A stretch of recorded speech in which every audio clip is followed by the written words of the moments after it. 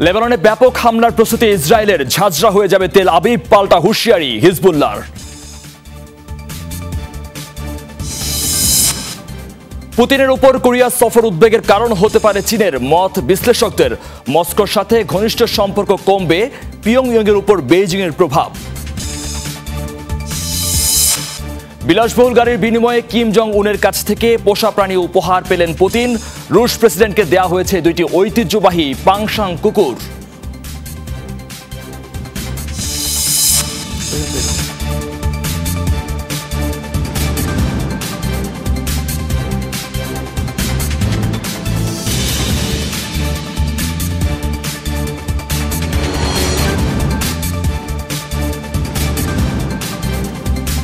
এতক্ষণ শিরোনাম দেখছিলেন, আপনাদের সঙ্গে আছি আমি মহিউদ্দিন মধু। হিজবুল্লাহকে ঠেকাতে লেবাননে বড় পরিসরে অভিযানের প্রস্তুতি নিচ্ছে ইসরায়েল। এবার এমন ইঙ্গিত দিলেন দেশটির প্রতিরক্ষা মন্ত্রী ইয়োভ গ্যালান্ট। লেবাননের সর্বাত্মক হামলা শুরু হলে নিরাপদে থাকবে না ইসরায়েলের কোনো অংশ, ঝাঁঝরা হয়ে যাবে উত্তরাঞ্চল, এমন হুঁশিয়ারি উচ্চারণ করেছেন হিজবুল্লাহ প্রধান হাসান নাসরুল্লাহ। ইসরায়েলকে আকাশসীমা ও সামরিক ঘাঁটি ব্যবহারের সুযোগ দিলে আক্রান্ত হবে সাইপ্রাসও দিয়েছেন এমন হুমকিও। শীর্ষ কমান্ডার হত্যার জবাবে ইসরায়েলে গত এক সপ্তাহ ধরেই হামলার তীব্রতা বাড়িয়েছে হিজবুল্লাহ। জবাব দিয়ে যাচ্ছে ইসরায়েলও। বুধবারও তেল আবিবের হামলায় লেবাননের দক্ষিণে প্রাণ হারিয়েছে হিজবুল্লাহর 4 যোদ্ধা। গোষ্ঠীটির আক্রমণে ক্ষতিগ্রস্ত হয়েছে ইসরায়েলের ঘাঁটি ও বেশ কয়েকটি সামরিক যান। এরই জেরে লেবাননে পূর্ণাঙ্গ হামলার পরিকল্পনা জানায় ইসরায়েলের সামরিক বাহিনী। রাজনৈতিক নেতৃত্বের তরফ থেকে এখনও কোনো স্পষ্ট ঘোষণা না এলেও ইঙ্গিত মিলেছে সবুজ সংকেতের।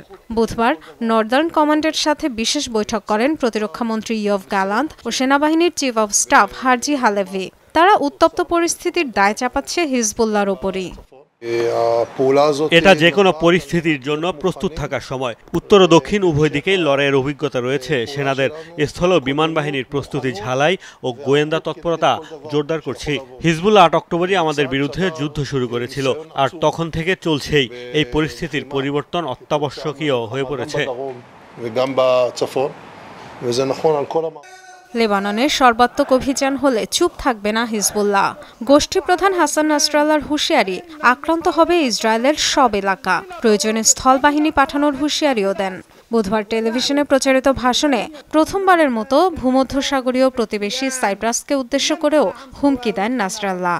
বলেন, ইসরায়েলকে আকাশসীমা ও সামরিক ঘাঁটি ব্যবহারের সুযোগ দিলে ছাড় পাবে না দেশটি। লেবাননে যুদ্ধ চাপিয়ে দিলে কোনো নিয়ম নীতি সীমারেখার তোয়াক্কা করবে না হিজবুল্লাহ। আমাদের মিসাইল ড্রোনের হাত থেকে নিরাপদে থাকবে না ইসরায়েলের কোনো অংশ। সাইপ্রিয়ট সরকারেরও সতর্ক হওয়া উচিত। লেবাননের হামলার জন্য ইসরায়েলকে তাদের আকাশসীমা ও ঘাঁটি ব্যবহার করতে দিলে তারাও এই যুদ্ধের অংশ হবে। সামরিক ও গোয়েন্দা সক্ষমতা বৃদ্ধির দাবিও করেন নাসরাল্লাহ। এদিন ইসরায়েলের স্পর্শকাতর বিভিন্ন সামরিক ঘাঁটির ছবিও প্রকাশ করেছে হিজবুল্লাহ। সাইপ্রাসকে উদ্দেশ্য করে নাসরাল্লাহর দেয়া হুঁশিয়ারির তীব্র প্রতিক্রিয়া জানিয়েছে দেশটি। এক বিবৃতিতে প্রেসিডেন্টের কার্যালয় জানিয়েছে, কোনোভাবেই কোনো সংঘাতে জড়িত নয় তারা। হিজবুল্লাহর মন্তব্যকে অসন্তোষজনক বলেও আখ্যা দেয়। Dorothy Tasrin, Jamuna news.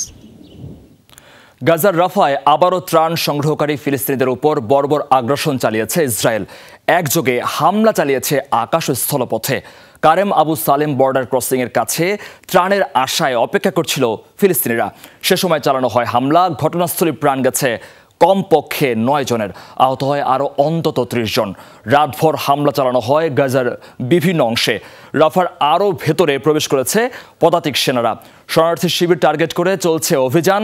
সেনাদের নিরাপত্তা নিশ্চিতে বিমান থেকে করা হয় নজরদারি। বুধবারও 8 জনের মৃত্যু হয় অঞ্চলটিতে। এছাড়াও মধ্যাঞ্চলে নুসেইরাত ক্যাম্পে হয়েছে বড় ধরনের হামলা। হতাহতের খবরও পাওয়া গেছে। গাজায় 8 মাস ধরে চলমান ইসরায়েলি হামলায় প্রাণ হারিয়েছে 37,400-এর বেশি ফিলিস্তিনি।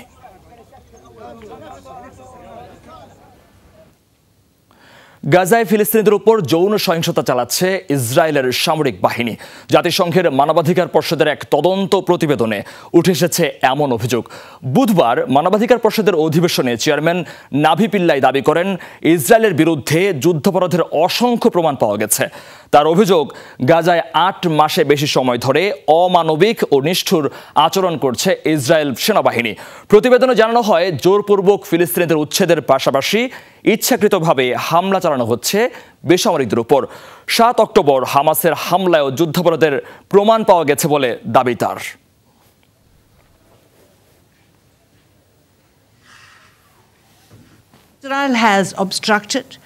7 অক্টোবর থেকে ইসরায়েলি সামরিক বাহিনী গাজায় যে হামলা চালাচ্ছে তা নিয়ে আমরা এই উপসংহারে পৌঁছেছি যে তারা যুদ্ধাপরাধ, মানবতা বিরোধী অপরাধ করছে। পাশাপাশি আন্তর্জাতিক আইনের লঙ্ঘন, ফিলিস্তিনিদের নির্মূলে ইচ্ছাকৃতভাবে বেসামরিকদের উপরে হামলা, জোরপূর্বক উচ্ছেদ এবং যৌন সহিংসতার মতো অমানবিক ও নিষ্ঠুর অপরাধও করছে তারা। হুতি নিয়ন্ত্রিত ইয়েমেনের ভূখণ্ডে হামলা চালিয়েছে যুক্তরাষ্ট্র।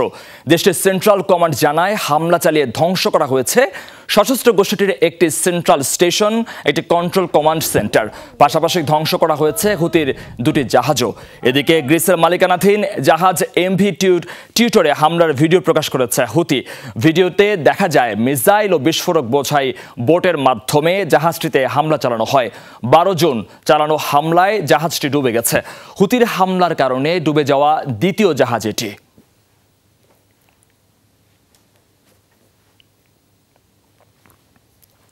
হুতিদের হামলার জেরে বিঘ্নিত হচ্ছে সমুদ্রপথে যান চলাচলের স্বাধীনতা, এমন অভিযোগ জাহাজ চলাচলকারী প্রতিষ্ঠানগুলোর। চলমান পরিস্থিতিতে উদ্বেগ জানিয়ে বুধবার যৌথ বিবৃতি দিয়েছে বেশ কয়েকটি প্রতিষ্ঠান। বলা হয়, গত বছরের শেষ থেকে আন্তর্জাতিক বাণিজ্যিক জাহাজ লক্ষ্য করে হামলা চালাচ্ছে হুতিরা। টার্গেট হচ্ছে বিভিন্ন দেশের নৌযান, যাদের সাথে ইসরায়েলের কোনো সম্পর্ক নেই। অনেক জাহাজ ক্ষতিগ্রস্ত হয় বলে জানানো হয়। এতে হাজার হাজার কোটি টাকার লোকসানের মুখে পড়েছে জাহাজের মালিকরা। লোহিত সাগর ও আশপাশের জলসীমায় স্বাধীনভাবে চলাচল করতে পারছে না কোনো বাণিজ্যিক জাহাজ। অবিলম্বে হামলা বন্ধের আহ্বান জানিয়েছেন জাহাজ মালিকরা।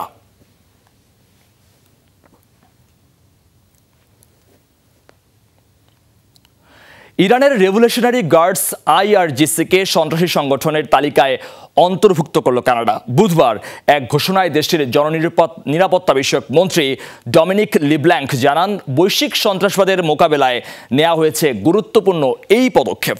ফলে IRGC-র সদস্যই ইরানের হাজার হাজার সরকারি কর্মকর্তা প্রবেশ করতে পারবে না কানাডায়। অটোয়ার অভিযোগ, তাদের নিষিদ্ধ সংগঠনের তালিকায় থাকা আছে কুদুস ফোর্স সহ মধ্যপ্রাচ্যের বেশ কয়েকটি গোষ্ঠীকে অস্ত্র, সামরিক প্রশিক্ষণ, অর্থ প্রযুক্তি দিয়ে সহায়তা করে IRGC। নিষেধাজ্ঞা ঘোষণার পর ইরানে থাকা কানাডিয়ান নাগরিকদের দেশে ফেরার পরামর্শ দিয়েছে দেশটির পররাষ্ট্র মন্ত্রণালয়। 2020 সালে IRGC-র ছোড়া মিসাইলে যাত্রীবাহী বিমান বিধ্বস্তের ঘটনায় 55 কানাডিয়ান সহ নিহত হয়েছিল 175 আরোহী। ওই ঘটনাকে ভুল আখ্যা দিয়ে দায় সেরেছিল ইরান।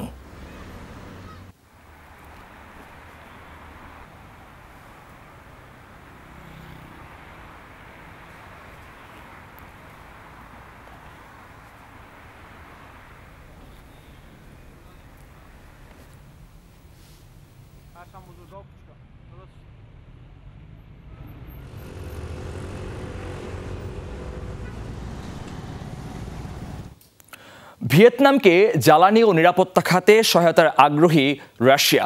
দেশটিতে সফররত রুশ প্রেসিডেন্ট ভ্লাদিমির পুতিন জানিয়েছেন এমনটা। সফরে ভিয়েতনামের প্রেসিডেন্টের সাথে বৈঠক করেন তিনি। উত্তর কোরিয়া সফর শেষে ভিয়েতনাম যান পুতিন। 2 দিনের সফরে বৃহস্পতিবার ভোর রাতে হ্যানয়ে পৌঁছান তিনি। বিমানবন্দরে লাল গালিচা সংবর্ধনা দেওয়া হয় পুতিনকে। অভ্যর্থনা জানান ভিয়েতনামের ডেপুটি প্রধানমন্ত্রী ত্রান হং হা এবং কমিউনিস্ট পার্টির শীর্ষ কূটনীতিকরা।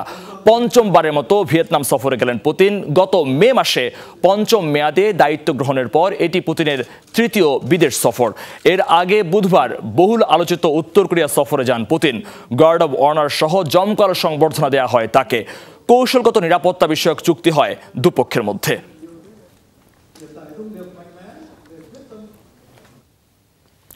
রুশ প্রেসিডেন্ট ভ্লাদিমির পুতিনের উত্তর কোরিয়া সফর দুশ্চিন্তার কারণ হতে পারে চীনের জন্য। বিশ্লেষকরা বলছেন, রাশিয়ার সাথে ঘনিষ্ঠ সম্পর্কের কারণে উত্তর কোরিয়ার উপর প্রভাব কমবে বেইজিংয়ের। পাশাপাশি পিয়ংইয়ংয়ের পারমাণবিক কর্মসূচিতে পুতিনের সহায়তায় এশিয়ার নিরাপত্তা ও স্থিতিশীলতার জন্য হুমকি হতে পারে। আন্তর্জাতিক রাজনীতিতে এখন আলোচনায় রাশিয়ার প্রেসিডেন্ট ভ্লাদিমির পুতিনের উত্তর কোরিয়া সফর। দুই দেশের ঘনিষ্ঠ সম্পর্ক দুশ্চিন্তায় ফেলেছে যুক্তরাষ্ট্রসহ পশ্চিমাদের। পুতিনের সফরে দুই দেশের মধ্যে হয়েছে কৌশলগত চুক্তি।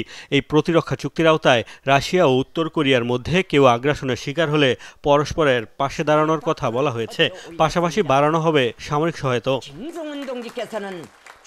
মিত্র হলেও উত্তর কোরিয়া ও রাশিয়ার এমন ঘনিষ্ঠ সম্পর্ক উদ্বেগের কারণ হতে পারে আরেক পরাশক্তি চীনের। বিশ্লেষকরা বলছেন, চুক্তির কারণে দুই দেশের মধ্যে বাড়বে অস্ত্র বিনিময়ের হার। কিম জং উনের পারমাণবিক কর্মসূচিতেও বাড়বে রুশ সহায়তা, যা উত্তর পূর্ব এশিয়ার নিরাপত্তার জন্য হুমকি হতে পারে। দেশ দুটির মধ্যে সার্বিক অংশীদারিত্ব চুক্তি সই হয়েছে, যা চীনের জন্য বেশ অস্বস্তিদায়ক, কারণ এতে উত্তর পূর্ব এশিয়ার নিরাপত্তা ও স্থিতিশীলতার জন্য হুমকি তৈরি হবে। উত্তর কোরিয়ার পারমাণবিক কর্মসূচিতে লাগাম টানার চেষ্টা চালিয়ে যাচ্ছে চীন, যা এখন ব্যাহত হতে পারে।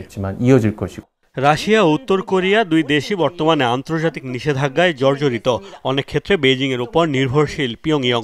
চীনের সাথে সম্পর্ক গভীর হয়েছে রাশিয়ারও। বিশ্লেষকরা বলছেন, এখন তাদের ঘনিষ্ঠতার কারণে চীনের প্রভাব কমতে পারে। উত্তর কোরিয়া দীর্ঘদিন ধরে চীনের উপর নির্ভরশীল। রাশিয়ার সাথে সম্পর্ক গভীর হওয়ার কারণে তারা এখন বেইজিংয়ের বিকল্প খুঁজে পেয়েছে, ফলে দেশটির উপর থেকে চীনের প্রভাব কমবে। রাশিয়াও এখন উত্তর কোরিয়াকে ব্যবহার করে চীনের কাছ থেকে বাড়তি সুবিধা নিতে পারবে। পাল্টাপাল্টি কর্মসূচিতে বেশ উত্তপ্ত দুই কোরিয়ার সীমান্ত। এমন সময়ে পুতিনের সফর বাড়িয়েছে উদ্বেগ। রুশ উস্কানিতে প্রতিবেশী দুই দেশের মধ্যে যুদ্ধ বাঁধলে তা মোকাবেলা করা চীনের জন্য চ্যালেঞ্জিং হবে বলেই মনে করছেন বিশ্লেষকরা। মোস্তফা মাহমুদ, যমুনা নিউজ। বিলাসবহুল গাড়ির বিনিময়ে কুকুর উপহার পেলেন ভ্লাদিমির পুতিন। পিয়ংইয়ং সফরে উত্তর কোরিয়ার স্থানীয় প্রজাতির 2টি কুকুর দেয়া হয়েছে রুশ প্রেসিডেন্টকে। পোষা প্রাণীর প্রতি বিশেষ আকর্ষণের কারণেই এমন উপহার বলে জানা গেছে। এর আগে রুশ প্রেসিডেন্টের তরফ থেকে মস্কোর তৈরি লিমুজিন উপহার পেয়েছেন কিম জং উন। উপহার বিনিময় ছাড়াও দিনব্যাপী নানা আয়োজনে জমকালো ছিল পুতিনের উত্তর কোরিয়া সফর।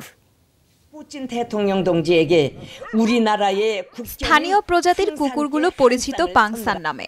এরা যেন তেন কোনো কুকুর নয়, খ্যাতি আছে শিকারী কুকুর হিসেবে। উপহার পেয়ে ফুরফুরে মেজাজে পুতিন। কাছে দাঁড়িয়ে কুকুর দুটিকে বেশ মনোযোগ দিয়ে পর্যবেক্ষণ করতে দেখা গেছে তাকে। পুরো সময় পুতিনের পাশেই ছিলেন কিম। এর আগে 2018 সালে দক্ষিণ কোরিয়ার সাবেক প্রেসিডেন্ট মুন জে ইনকেও কিম উপহার হিসেবে দিয়েছিলেন একজোড়া সাদা পাংসান কুকুর। এরপর রুশ প্রেসিডেন্টের উপহার হিসেবে দেয়া লিমুজিনে চড়ে বসেন কিম পুতিন। গাড়ি চালকের আসনে দেখা যায় পুতিনকে। গাড়ির প্রতি বরাবরই দুর্বল কিম। নিজের সংগ্রহে আছে মার্সিডিজের বিভিন্ন model, Lexus sports car, Rolls Royce ফ্যান্টমের মতো নামিদামি সব গাড়ি। গাড়ির প্রতি তার এই বিশেষ অনুরাগের কারণে এর আগেও কিমকে গাড়ি উপহার দিয়েছিলেন পুতিন। পুতিনকে নিজের পছন্দের ঘোড়াগুলো দেখাতে নিয়ে যান কিম। আদরের পোষা ঘোড়াকে গাজর খাওয়ান তিনি। কিমের সাথে তাল মিলিয়ে পুতিনও ঘোড়ার মুখে তুলে দেন খাবার। আরও কয়েকটি স্থান পরিদর্শন শেষে ফেরার পথে এবার ড্রাইভিং সিটের দখল নেন কিম। এ সময় তাদের খোশ গল্প করতে দেখা যায়। শুধু লিমোজিন নয়, কিমকে দেয়া পুতিনের উপহারের তালিকায় ছিল ছুরি ও একটি টি সেটও। উপহার সামগ্রী বিনিময়ের এক পর্যায়ে পুতিনকে তার নিজের একটি ভাস্কর্য উপহার দেয় কিম। পুতিনের নিজের ভাস্কর্যটি ছিল সাদা পাথরের তৈরি। পিয়ংইয়ংয়ে আমন্ত্রণের জন্য কিমকে ধন্যবাদ জানান পুতিন। কিমকে ফিরতি নিমন্ত্রণও দিয়েছেন মস্কো ভ্রমণের জন্য। বহুল প্রতীক্ষিত উত্তর কোরিয়া সফর শেষে ভিয়েতনাম পৌঁছেছেন Putin. Tajrian Sovan, Jamuna news. Kim Jong উনকে মস্কো যাওয়ার দাওয়াত দিলেন পুতিন। কিম সে দাওয়াত গ্রহণ করেছেন কিনা সে বিষয়ে সিদ্ধান্ত এখনো চূড়ান্ত হয়নি। তবে আগেই আলোচনা শুরু হয়েছে কিভাবে মস্কো যাবেন কিম। এবারও কি নিজের বিশেষ ট্রেনই পাড়ি দেবেন দীর্ঘ পথ, নাকি পারিবারিক প্রথা ভেঙে চড়বেন উড়োজাহাজে? কিম পরিবারের ফ্লাইট ভীতির ইতিহাস অনেক পুরনো। কিম জং উনের দাদা কিম ইল সাং তার সমস্ত দূরপাল্লার যাত্রায় ব্যবহার করতেন নিজস্ব ট্রেন। এমনকি ভিয়েতনাম ও পশ্চিম ইউরোপেও তিনি কখনো উড়োজাহাজে চড়ে যাননি। ধারণা করা হয় ফ্লাইট ভীতি ছিল কিম ইল সাংয়ের। একই ধারা বজায় রেখেছিলেন কিমের বাবা কিম জং ইলও। 2001 সালে পুতিনের সাথে বৈঠকে অংশ নিতে ট্রেনে 10 দিন ভ্রমণ করে গিয়েছিলেন মস্কোয়। উত্তরাধিকার সূত্রে ফ্লাইট ভীতি পেয়েছেন উত্তর কোরিয়ার সর্বোচ্চ নেতা কিম জং উনও। তিনি ব্যক্তিগত সবুজ রঙের সাজোয়া ট্রেনে চেপে যান দূরপাল্লার সব যাত্রায়। বিশেষ এই ট্রেনটির নাম তেইয়াঙ্গো, কোরিয়ান ভাষায় যার অর্থ সূর্য। বুলেট প্রুফ বিশেষ এই ট্রেনটিতে রয়েছে কড়া নিরাপত্তা ব্যবস্থা। এর আগে 2019 সালে রাশিয়ার প্রেসিডেন্ট ভ্লাদিমির পুতিনের সঙ্গে সাক্ষাৎ করতে ট্রেনে চড়ে রাশিয়ার বন্দরনগরী ভ্লাদিভস্টকে গিয়েছিলেন কিম।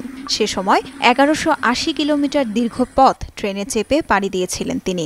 লেগেছিল 20 ঘন্টারও বেশি সময়। তবে বাবার চেয়ে কিমের প্লেন ভীতি অনেকটাই কম। 2018 সালে সাবেক মার্কিন প্রেসিডেন্ট ট্রাম্পের সাথে দেখা করতে সিঙ্গাপুর গিয়েছিলেন প্লেনে চেপেই। এমনকি তার নিজস্ব বিমানও রয়েছে। গণমাধ্যমে প্রতিবেদনে বলা হয় কিম এর আগেও উত্তর কোরিয়ার অভ্যন্তরে ভ্রমণের জন্য তার ব্যক্তিগত জেট বিমান ব্যবহার করেছেন।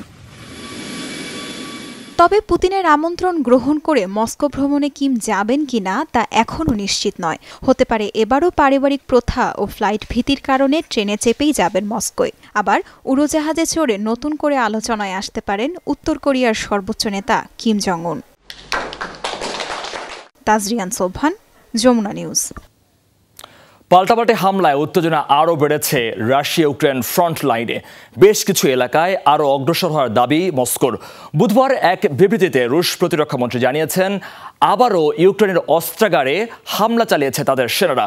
কিয়েভের ছোড়া বহু রকেট ও ড্রোন ভূপাতিতের দাবিও করেন তারা। পভরোভস্ক এলাকায় দুপক্ষের সরাসরি যুদ্ধে অনেক রুশ সেনা আহত হয়েছে বলে দাবি কিয়েভের। একই দিন রাশিয়ার বেশিরভাগ হামলা প্রতিহতে সাফল্যের কথা জানিয়েছে ইউক্রেনের সেনাবাহিনীর জেনারেল স্টাফ। এদিকে রাশিয়ার গণমাধ্যমে বলা হয়েছে জাপোরিঝিয়া পরমাণু বিদ্যুৎ কেন্দ্রের কাছাকাছি এলাকায় ড্রোন হামলা চালিয়েছে কিয়েভ। এতে কিছু সময়ের জন্য বিচ্ছিন্ন ছিল বিদ্যুৎ সংযোগ। তবে হামলায় ব্যাহত হয়নি বিদ্যুৎ কেন্দ্রের কার্যক্রম। চলতি বছর পবিত্র হজ পালন করতে গিয়ে মৃত্যু হয়েছে অন্তত 562 হাজির। এই পরিসংখ্যান দিয়েছে বার্তা সংস্থা রয়টার্স। এদিকে কোনো কোনো গণমাধ্যমের দাবি চলতি বছর হজ পালনের সময় 9 শতাধিক মানুষ মারা গেছেন।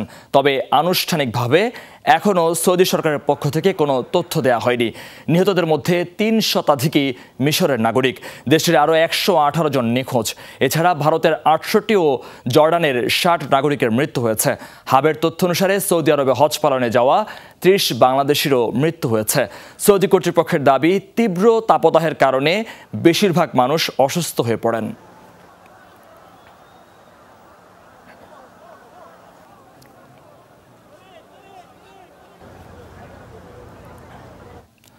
চোলাই মদ পানে ভারতের তামিলনাড়ুতে অন্তত 31 জনের মৃত্যু হয়েছে। বৃহস্পতিবার তথ্য নিশ্চিত করেছে স্থানীয় প্রশাসন। জানান এখনও 60 জন অসুস্থ হয়ে হাসপাতালে চিকিৎসা নিচ্ছেন। কর্তৃপক্ষ জানায় বুধবার পর্যন্ত বিষাক্ত মদ পানের কারণে বমি, পেটে ব্যথা ও ডায়রিয়ার সমস্যা নিয়ে শতাধিক ব্যক্তি হাসপাতালে ভর্তি হয়েছে। এ ঘটনায় কল্লাকুরিচি জেলার কালেক্টর ও পুলিশ প্রধান সহ অন্তত 19 জনকে বরখাস্ত করা হয়েছে। অবৈধ মদ বিক্রির অভিযোগে একজনকে আটক করা হয়েছে। জব্দ করা হয় 200 লিটার মিথানল মিশ্রিত মদ।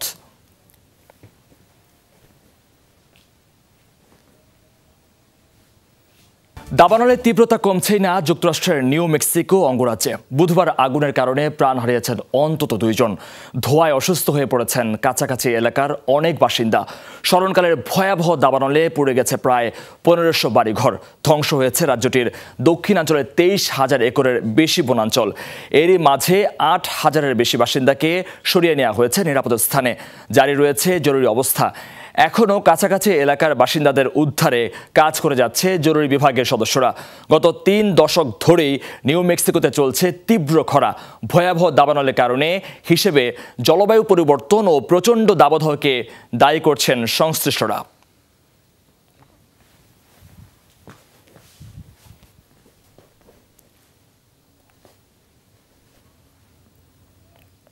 ভারতে তীব্র দাবদাহের মানুষের পাশাপাশি অতিষ্ঠ পশু পাখিও।